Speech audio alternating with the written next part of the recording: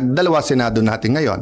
You have the Senate of the Philippines and you have the Senate of Malacanang. Grabe, no? Dalawang Senado.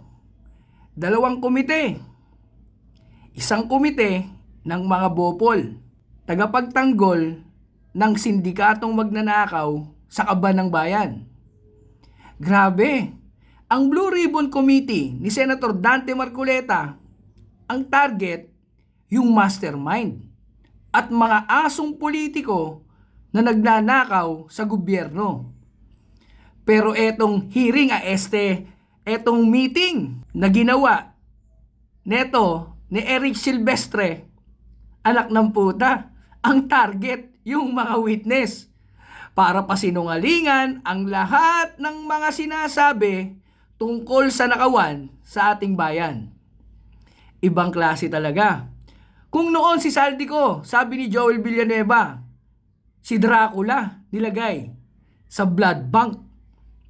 Tayo naman, etong mga puppet at mga kolorum na nagnanakaw ng kapangyarihan sa Senado ang nilagay sa komite ng flood control scam yung isa pang alalay ng Panday ni Tambi.